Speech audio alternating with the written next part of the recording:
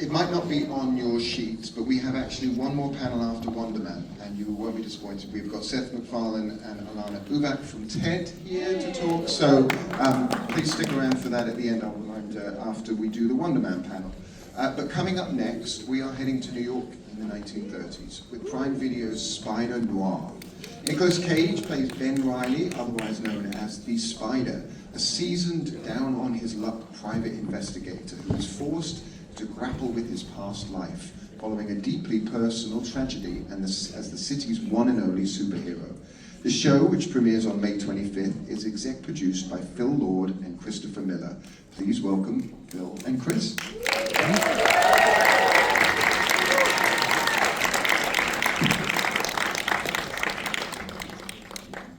Thank you. Before we sling our webs, let's watch a clip. Tell me why. You already know how it ends. Well then, start from the beginning.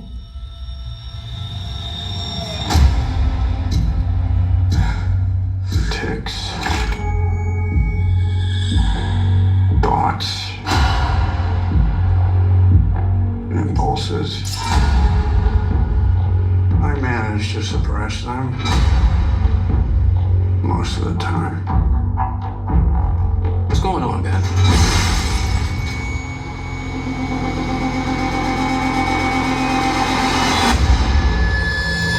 Wait, what the hell happened to him? I beat up some guys in a bar. And I got plastered.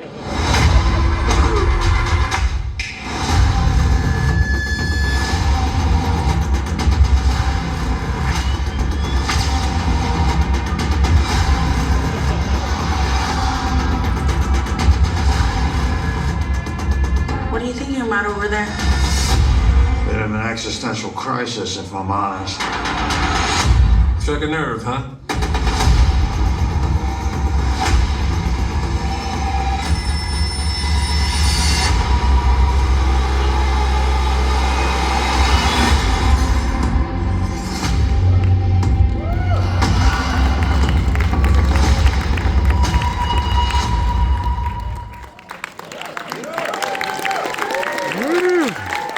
That's got to be nice to see. All right. Yeah.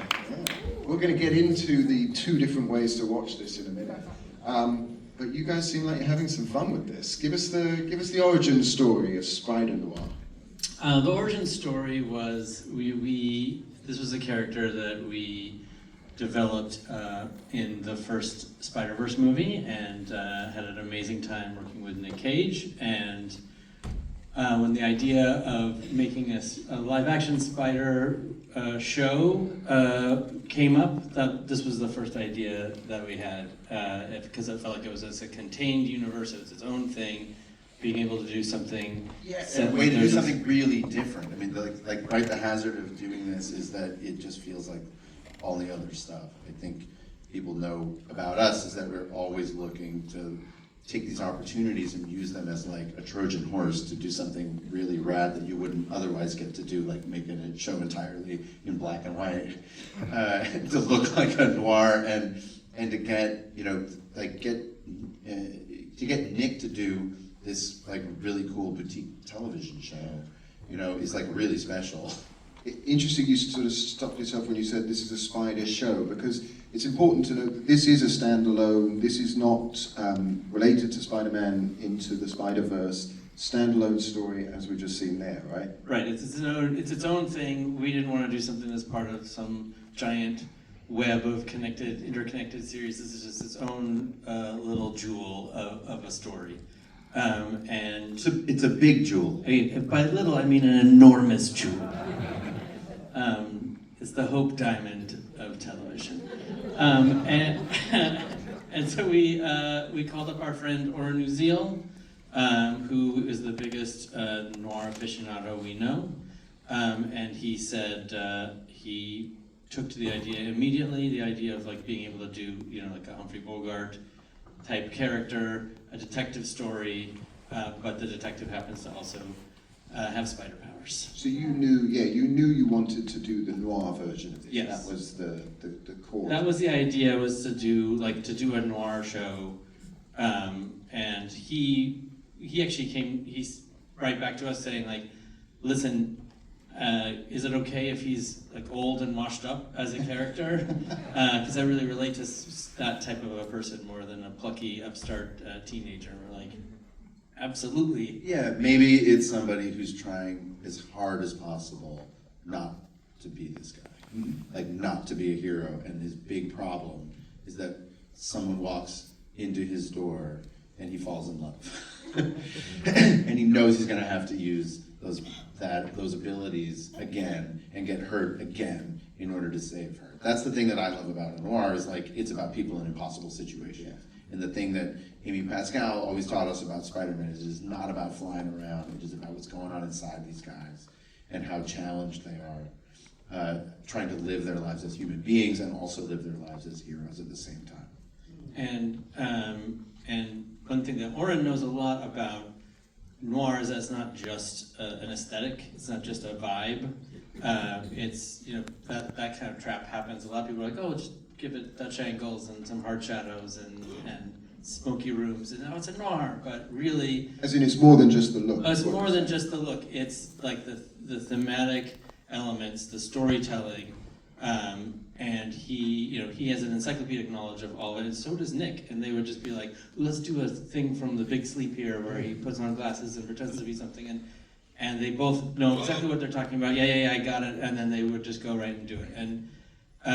But they also like understood what's at the core of these type of stories, and how it's much like superhero stories.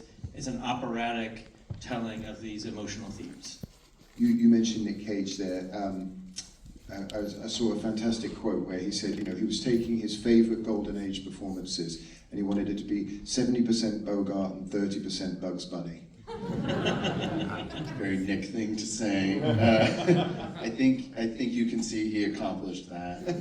They're both very cool characters, Right. Who sort of like land on their feet no matter what. Surprisingly funny, I would say that's one of the things that you don't think about with noir, is that you're like, it's super serious, but like Bogart always had a twinkle in his eye, and he was always like doing something clever, and he and Bugs Bunny have more in common than you might think. Yeah, but there's like a playfulness to it, right? There's a playfulness to Nick. I think that's why he's so iconic, and there's a playfulness to Oren, who we worked with on like Jump Street movies, and so the idea is that like the show is, it is a big character drama, it is an amazing mystery, it's a big event television, but it's also light on its feet. It sounds like Oren and Nick have this encyclopedic knowledge of noir. What were your influences? Are you going back and are they sort of suggesting films for the two of you to watch? I imagine it has some specific references. We also are big fans of the genre, so lifelong viewers of that type of stuff, and you kind of catalog all these little moments in your head from like Double Indemnity or whatever.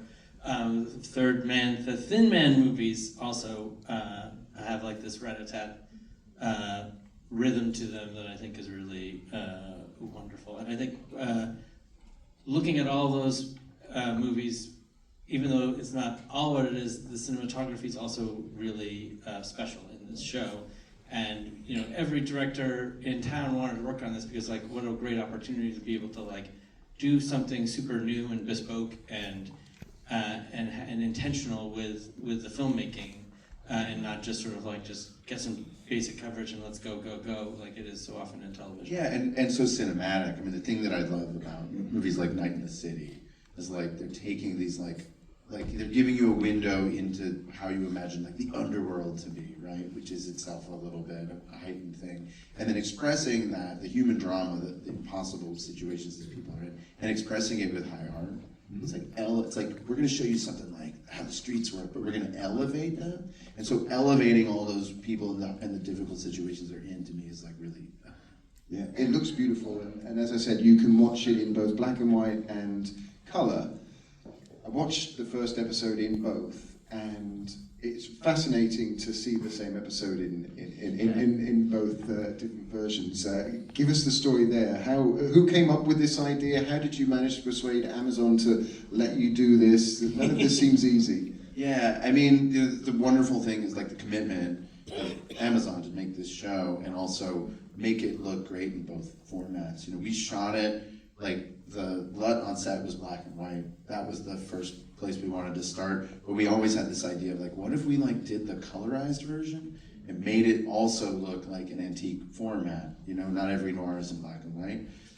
Sometimes contemporaneous with all of the classics that we love, like these amazing noir that are made in color, and we thought we could make something also really expressive that way too. So I just like the fact that like you get to, first of all, everyone please watch the whole series twice. That's a good way of doing it, right? yeah. That's a good, just kind of, put your thumb on the scale. But like the big thing is like it changes your experience of it. And I actually like when people alternate because it makes the black and white like punchier and more special, and the color suddenly like it feels like maybe how you must have felt like suddenly seeing a colored film for the first time.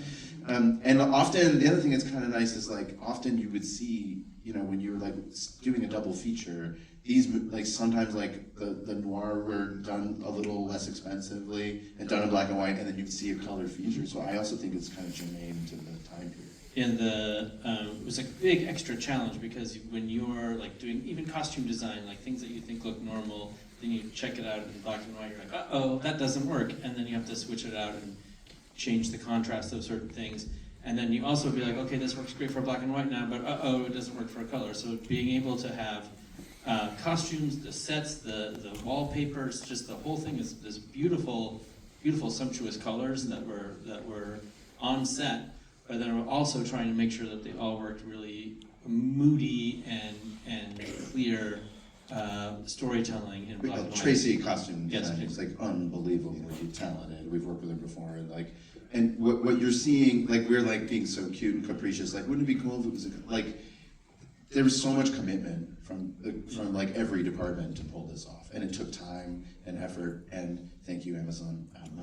And they also, and Amazon decided they were going to like build new software for the app for Prime Video, so that you can like choose which one you want. You can switch between episodes. I was going to ask when, you know, just as a viewer, you find the screen, I wondered which was the default, you know. It was very important to us that there was no default. Right. We were like, well, we don't want it to be one is better than the other. We want to have you have the choice, and then you can choose to watch that episode again in the other format, or go forward, and you can choose which format you want for each one. Were there certain episodes where would you recommend, or maybe watch that one like this, or like watch like that? I mean, I think watch the whole thing in black and white, and then watch it again in color. What if Can't go back and watch it in black and white again. What That's if right. someone only had time to watch the season once? Oh man! And also, like, you could leave it on in the background, because I think, like, dogs, you know, like, everybody loves it. Excellent. It's got a point. great soundtrack. It's like fun to work. Yeah, the music's wonderful. Good for a workout. I get the point. You talk about some of the challenges there with the costumes and certain things, but were there any advantages? Were there anything that you could do like this that perhaps you wouldn't be able to do if you were just, you know, shooting it in traditional color? Oh man, no, nothing was easier, I'm sad to say. It was all harder, but that's why we make these things. You don't make them because they're going to be easy. Like John F. Kennedy said, we didn't go to the moon because it was going to be easy. We went because we thought it would be easy.